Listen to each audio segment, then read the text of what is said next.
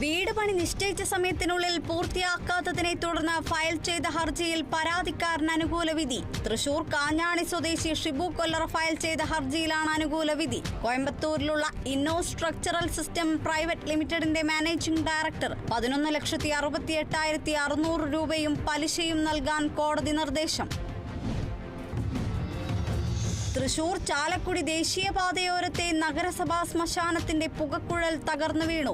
100 അടിയിലധികം ഉയരത്തിലുള്ള പുകക്കുഴൽ വീണത് ശ്മശാനത്തിന്റെ ഷീറ്റുമേഞ്ഞ മേൽക്കൂരയ്ക്ക് മുകളിൽ. പുകക്കുഴൽ തകരാൻ കാരണം നഗരസഭ യഥാസമയത്ത് അറ്റകുറ്റപ്പണികൾ നടത്താത്തത് മൂലമെന്ന് നാട്ടുകാർ. അന്നമനട പഞ്ചവാദ്യത്തിന് ആധികാരികതയും ജനകീയതയും പകർന്ന അന്നമനട ത്രയങ്ങളുടെയും അന്നമനട ജൂനിയർ പരമേശ്വരന്മാരുടെയും സ്മരണകൾക്ക് മുൻപിൽ വാദ്യാഞ്ജലി അർപ്പിച്ചു. അന്നമനട മഹാദേവ ക്ഷേത്രമുറ്റത്താണ് സ്മരണാഞ്ജലി സംഘടിപ്പിച്ചത്. അന്നമനട ത്രയം അനുസ്മരണ സമിതിയുടെ നേതൃത്വത്തിലായിരുന്നു വാദ്യാഞ്ജലി നടന്നത്. വാദ്യാഞ്ജലിക്ക് അന്നമനട മുരളീധരമാരാർ പ്രമാണിത്വം വഹിച്ചു. തിരുവനന്തപുരത്ത് അച്ഛനും മകനും തമ്മിലുണ്ടായ വാക്കേറ്റത്തിലും ഉന്തും തള്ളലിനുമിടയിൽ തറയിൽ വീണ് തലയ്ക്ക് പരിക്കേറ്റ അച്ഛൻ മരിച്ചു. മരിച്ചത് കോട്ടുകാൽ സ്വദേശി സജീവ്. പരിക്കേറ്റ സജീവനെ ആശുപത്രിയിൽ എത്തിച്ചെങ്കിലും ജീവൻ രക്ഷിക്കാനായില്ല. മകൻ വരുൺ കസ്റ്റഡിയിൽ.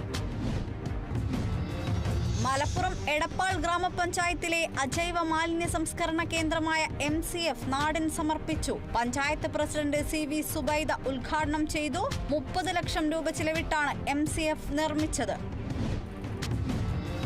ഗാന്ധി ജയന്തി ദിനത്തോടനുബന്ധിച്ച് മലപ്പുറം ആലങ്കോട് ഗ്രാമപഞ്ചായത്ത് വിദ്യാർത്ഥികൾക്കായി സംഘടിപ്പിച്ച ചിത്രരചനയും ക്വിസ് കോമ്പറ്റീഷനും ശ്രദ്ധേയമായി. ജില്ലാ ശുചിത്വ മിഷന്റെയും നവകേരള മിഷന്റെയും നേതൃത്വത്തിലാണ് പരിപാടി സംഘടിപ്പിച്ചത്. പങ്കെടുത്ത മുഴുവൻ വിദ്യാർത്ഥികൾക്കും സർട്ടിഫിക്കറ്റുകൾ വിതരണം ചെയ്തു.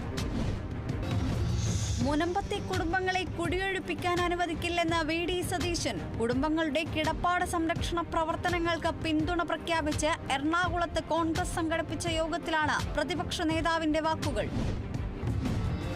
ഉത്തർപ്രദേശിലെ അമേഠിയിൽ ഒരു കുടുംബത്തിലെ 4 പേരെ വെടിവെച്ചു കൊന്നു. കൊല്ലപ്പെട്ടത് സർക്കാർ സ്കൂളിലെ അധ്യാപകൻ സുനിൽ കുമാറും ഭാര്യ പൂനവും 2 മക്കളും. ഗുരുതര പരിക്കേറ്റ 4 പേരെയും ആശുപത്രിയിൽ എത്തിച്ചെങ്കിലും മരണം സംഭവിച്ചു.